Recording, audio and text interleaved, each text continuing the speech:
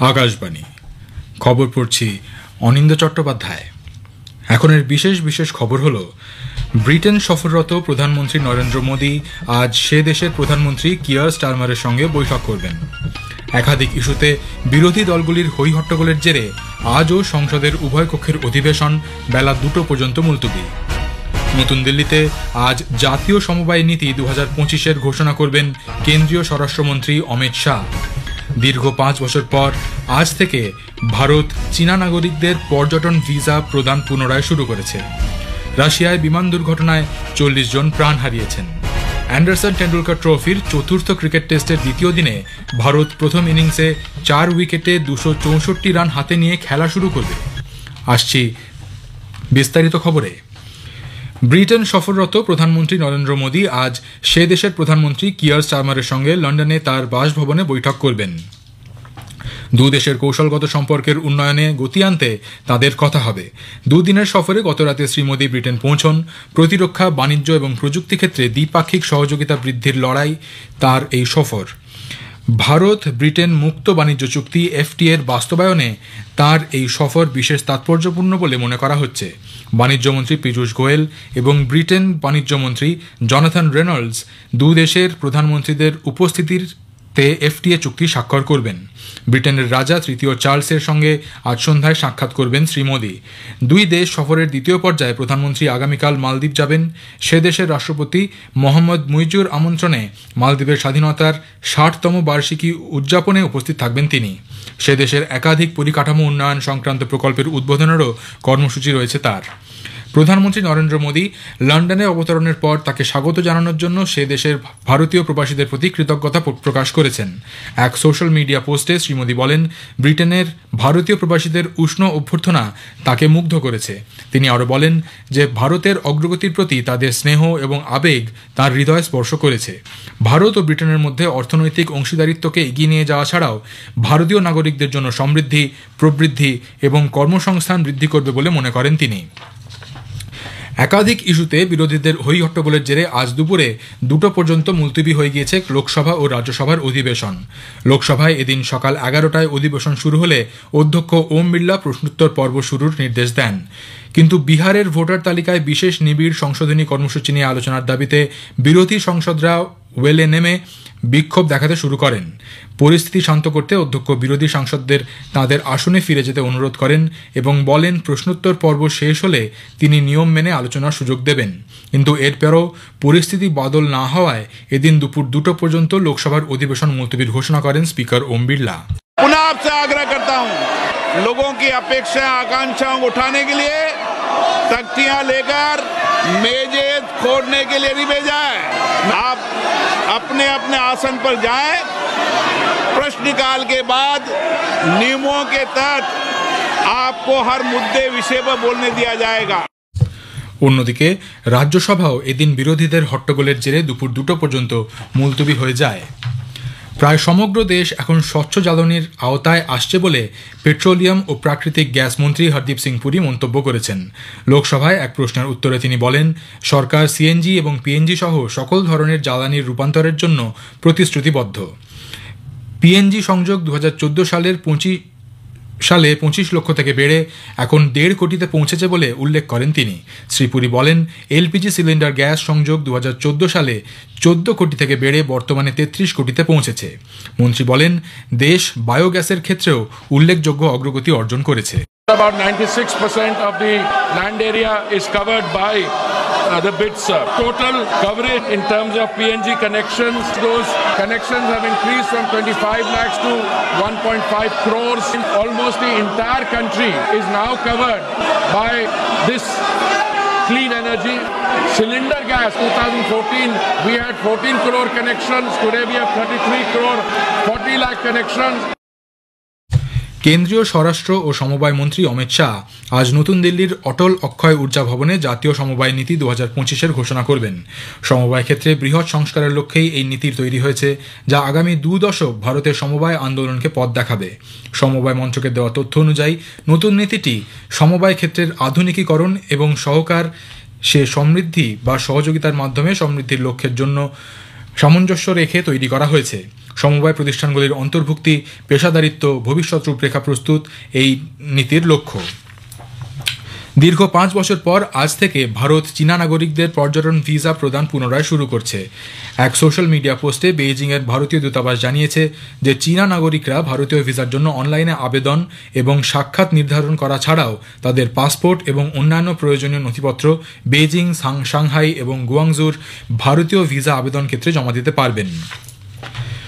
নতুন দিল্লিতে গতকাল ভারত চীন সীমান্ত বিষয়ক আলোচনার 34তম বৈঠকে দুই দেশ সীমান্তবর্তী অঞ্চলের পরিস্থিতি পর্যালোচনা করেছে। ভারতীয় প্রতিনিধি দলের নেতৃত্বে ছিলেন পূর্ব এশিয়া বিষয়ক যুগ্ম সচিব গৌরাঙ্গ লাল দাস। চীনের প্রতিনিধি দলে নেতৃত্ব দেন সে দেশের বিদেশ মন্ত্রকের সীমান্ত ও মহাসাগরীয় বিভাগের মহানির্দেশক হং লিয়াং।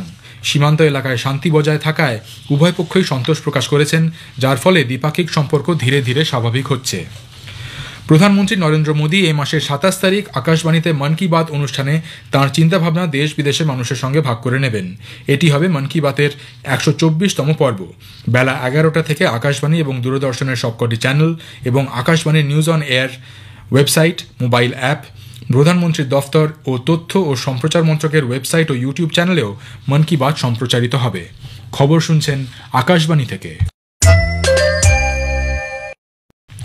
রাশিয়ার পূর্ব আমুর অঞ্চলের টিন্ডা এলাকায় আজ একটি যাত্রীবাহী বিমান ভেঙে পড়ে। মৃত 40 জন সকলেই রুশ নাগরিক। অবতরণের আগে বিমানটিতে যান্ত্রিক গোলযোগ দেখা দেয়। কম দৃশ্যমানতাও দুর্ঘটনার কারণ হতে পারে বলে মনে করা হচ্ছে। ঘটনার তদন্তের নির্দেশ দেওয়া হয়েছে। কম্বোডিয়ার সামরিক ঘাঁটিগুলিকে লক্ষ্য করে বিমান হামলা চালিয়েছে থাইল্যান্ড।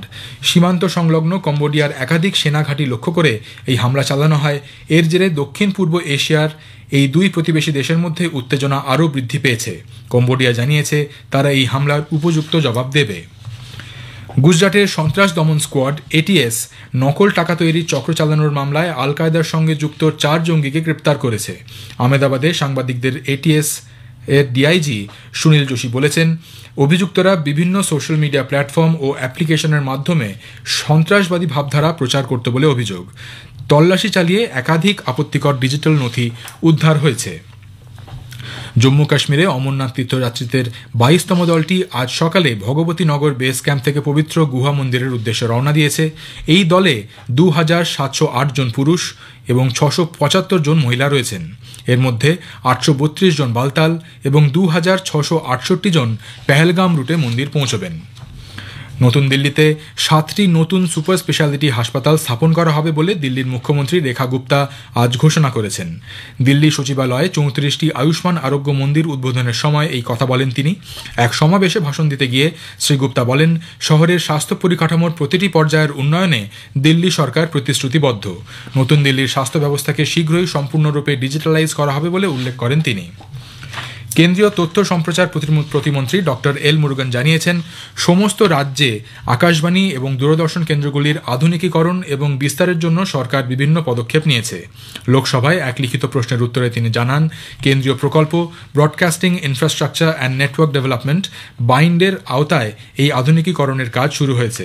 সরকার প্রচার মাধ্যমকে আরও শক্তিশালী করে তুলতে বিহার সহ দেশের সবকটি রাজ্যের সম্প্রচার ব্যবস্থা আপগ্রেডেশনের কাজ হাতে নেওয়া হয়েছে। ম্যানচেস্টারে ভারত ও ইংল্যান্ডের মধ্যে অ্যান্ডারসন টেন্ডুলকার ট্রফির চতুর্থ ক্রিকেট টেস্টের দ্বিতীয় দিনে ভারত প্রথম ইনিংসের 4 উইকেটে 264 রান হাতে নিয়ে খেলা শুরু করবে। ভারতীয় সময় বেলা 3:30 খেলা শুরু হবে। খারাপ আবহাওয়ার জন্য প্রথম দিনের খেলা বিঘ্নিত হয়। ভারতের সাই সুদর্শন 61 এবং যশস্বী জয়সওয়াল 58 রান করেন। ইংল্যান্ডের বেন স্টোকস 2টি উইকেট নেন। 5 ম্যাচের সিরিজে ভারত 2-1 ম্যাচে পিছিয়ে রয়েছে। ভারতীয় আবহাওয়া দফতর আজ কর্ণাটক উপকূল, কোঙ্কণ, গোয়া এবং মধ্য মহারাষ্ট্রে অতিভারী বৃষ্টির পূর্বাভাস দিয়েছে। ছত্তিশগড়, অন্ধ্র উপকূল, গাঙ্গেয় পশ্চিমবঙ্গ, ওড়িশা, দক্ষিণ কর্ণাটক এবং তেলেঙ্গানাতেও আজ ভারী থেকে অতিভারী বৃষ্টির সম্ভাবনা। শেষ করার আগে খবরের বিশেষ কিছু অংশ আরও একবার। ব্রিটেন সফররত প্রধানমন্ত্রী নরেন্দ্র মোদী আজ সেই দেশের প্রধানমন্ত্রী কিয়ার স্টারমারের সঙ্গে বৈঠক করবেন। নতুন দিল্লিতে আজ জাতীয় সমবায় নীতি 2025-এর ঘোষণা করবেন কেন্দ্রীয় স্বরাষ্ট্রমন্ত্রী অমিত শাহ। খবর শেষ হলো, এরপর শুনুন স্থানীয় সংবাদ। আকাশবাণী কলকাতা, স্থানীয় সংবাদ পড়ছি পার্থপ্রতিম মিত্র। কলকাতা পুরসভা আগামী মাস থেকে শহরের হকারদের শংসাপত্র দেওয়া শুরু করবে। গতকাল পুরভবনে টাউন ভেন্ডিং কমিটির বৈঠকের পর এই সিদ্ধান্ত নেওয়া হয়েছে। প্রথম দফায় 8,000-এর কিছু বেশি সংখ্যক হকারদের অগস্ট মাসের দ্বিতীয় সপ্তাহ থেকে কিউআর কোড সম্বলিত শংসাপত্র দেওয়া শুরু হবে এবং পাশাপাশি শহরের বুকে বেআইনি হকার নিয়ন্ত্রণ করতে নিউ মার্কেট, চাঁদনী, ধর্মতলা সহ বেশ কিছু স্থানে অভিযান চালাবে পুরসভা। এই সার্টিফিকেটের মাধ্যমে হকাররা সহজেই ব্যাংক থেকে ঋণ নিতে পারবেন এবং এতে থাকা কিউআর কোড স্ক্যান করে হকারের পরিচয় সহ আরও নানা তথ্য জানা যাবে। উল্লেখ্য, স্ট্রিট ভেন্ডিং নিয়ম অনুসারে রাস্তার 1/3 হকারদের ব্যবসা করার জন্য রাখা হয়েছে এবং বাকি অংশ পথচারীদের যাতায়াতের সুবিধার জন্য ফাঁকা রাখতে হবে। যারা এই নিয়ম মেনে ব্যবসা করবেন তাদের এই সার্টিফিকেট দেয়া হবে বলে খবর। বাংলাভাষী পরিযায়ী শ্রমিকদের উপর নিগ্রহের অভিযোগ নিয়ে আলোচনা করতে রাজ্য বিধানসভার বিশেষ অধিবেশন ডাকা হচ্ছে। আগামী 8ই আগস্ট থেকে 21শে আগস্ট পর্যন্ত বিধানসভার ওই বিশেষ অধিবেশন চলতে পারে বলে পরিষদীয় দপ্তর সূত্রে জানা গেছে। পরিযায়ী শ্রমিক সংক্রান্ত প্রস্তাব ছাড়াও 4টি গুরুত্বপূর্ণ বিল ওই অধিবেশনে পেশ করা হতে পারে। পরিষদীয় দপ্তর এবং আইন দপ্তরের মধ্যে বিষয়টি নিয়ে আলোচনা চলছে। বিলগুলির খসড়া চূড়ান্ত হলে স্পিকার বিমান বন্দ্যোপাধ্যায়ের আনুষ্ঠানিকভাবে অধিবেশনের দিন ঘোষণা করবেন। এদিকে বিজেপির অভিযোগ, বাংলাদেশের অনুপ্রবেশকারীরা এ রাজ্যের পরিযায়ী শ্রমিকদের অধিকার কেড়ে নিচ্ছে। অন্যদিকে যুক্তরাষ্ট্রীয় কাঠামোকে অগ্রাহ্য করে বিজেপি দেশের বৈচিত্র্য নষ্ট করতে চাইছে বলে সিপিআইএম অভিযোগ করেছে। বাংলাদেশি সন্দেহে গুরুগ্রামে আটক মুর্শিদাবাদের 4 জনের তথ্য যাচাই এবং নথিপত্র খতিয়ে দেখার পর তারা সকলে ভারতীয় বলে জেলা পুলিশ প্রশাসনের পক্ষ থেকে হরিয়ানা সরকারকে রিপোর্ট পাঠানো হয়েছে। উল্লেখ্য, গত 17ই জুলাই মুর্শিদাবাদের 4 জনকে গুরুগ্রামে আটক করা হয়। হরিয়ানার ডিজিপি মুর্শিদাবাদ জেলা শাসক ও পুলিশ সুপারকে চিঠি দিয়ে তাদের নথিপত্র ও তথ্য যাচাই করার জন্য মেল করেন। রাজ্য পুলিশের পক্ষ থেকে জানানো হয়, আটক হওয়া আজমাল উদ্দিন শেখ বহরমপুরের কান্দিবান্দা গ্রামের, বিলাল শেখ বেলডাঙ্গার বড়ুয়ার, শওকত শেখ রওশনবাগের এবং নাসিমউদ্দিন মণ্ডল ধরমপুরের বাসিন্দা। এদিকে মুখ্যমন্ত্রী মমতা ব্যানার্জি বাঙালি হেনস্থার যে তথ্য তুলে ধরছেন, কংগ্রেসের প্রবীণ নেতা অধীর রঞ্জন চৌধুরী তার তীব্র সমালোচনা করেছেন। তিনি অভিযোগ করেন, মুখ্যমন্ত্রী বাংলাভাষী এবং বাংলাদেশি অনুপ্রবেশকারীদের নিয়ে বিভ্রান্তি তৈরি করছেন। রাজ্য নির্বাচন আধিকারিকের আলাদা দপ্তর করার যে নির্দেশ নির্বাচন কমিশন দিয়েছে তা নিয়ে রাজ্য প্রশাসন আইনি পরামর্শ নিচ্ছে। কিভাবে এই নির্দেশ ঠেকানো যায় তা নিয়ে রাজ্য প্রশাসন আইনি বিশেষজ্ঞদের সঙ্গে আলোচনা করছে। মুখ্য নির্বাচনী আধিকারিকের দপ্তর রাজ্য সরকারের নিয়ন্ত্রণে থাকায় অবশ্যম্ভাবী বলে বিধানসভার অধ্যক্ষ বিমান বন্দ্যোপাধ্যায় মন্তব্য করেছেন। তিনি বলেন, ওই দপ্তরের কর্মীদের রাজ্য সরকার নিয়োগ করে, রাজ্যের অর্থ দপ্তর তাদের বেতন দেয়, অথচ ওই দপ্তরের ওপর রাজ্যের কোনো নিয়ন্ত্রণ থাকবে না তা হতে পারে না। উল্লেখ্য, রাজ্যের মুখ্য নির্বাচনী আধিকারিকের দপ্তরকে রাজ্য সরকারের প্রশাসনিক ও আর্থিক নিয়ন্ত্রণ থেকে মুক্ত রাখতে নির্বাচন কমিশন তাকে সম্পূর্ণ স্বতন্ত্র করে গড়ে তোলার নির্দেশ দিয়েছে। ভোটের ডিউটি থেকে কর্মীদের অব্যাহতি দেওয়ার জন্য মুখ্য নির্বাচনী আধিকারিককে চিঠি দিয়েছে মধ্যশিক্ষা পর্ষদ। ভোটের কাজে বুথ লেভেল অফিসার নিযুক্ত করার জন্য মধ্যশিক্ষা পর্ষদের কর্মীদের সরাসরি চিঠি পাঠানো হচ্ছে বলে জানা গেছে।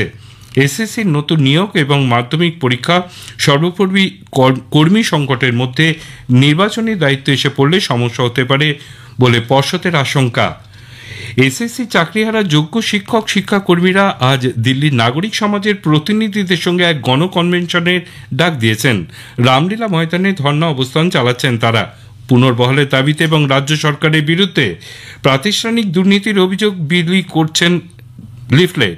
রাষ্ট্রপতি, প্রধানমন্ত্রী ও লোকসভার অধ্যক্ষ ও বিরোধী দলনেতাকে তারা স্মারকলিপি দিতে চান।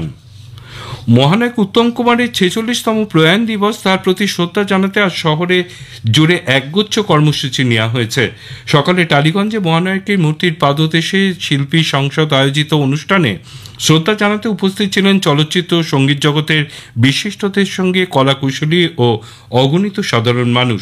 বিকেলে ধনধান্যে পেকরা গিয়ে রাজ্য সরকার আয়োজিত অনুষ্ঠানে চলচ্চিত্রে বিশেষ অবদানের জন্য মহানায়ক সম্মান প্রাপকদের হাতে তুলে দেবেন মুখ্যমন্ত্রী মমতা ব্যানার্জি। নিম্নচাপের প্রভাবে আজ দক্ষিণ চব্বিশ পরগনা জেলা জুড়ে ভারী থেকে অতি ভারী বৃষ্টির কমলা সতর্কতা জারি করা হয়েছে। সঙ্গে 40 থেকে 50 কিলোমিটার বেগে দমকা বাতাস বইবে। উত্তাল থাকবে নদী এবং সমুদ্র। আজ থেকে মৎস্যজীবীদের সমুদ্র ও নদীতে যেতে নিষেধ করা হয়েছে। স্থানীয় সংবাদ শেষ হলে এর পরের খবর বিকেল 5টা বেজে 10 মিনিটে।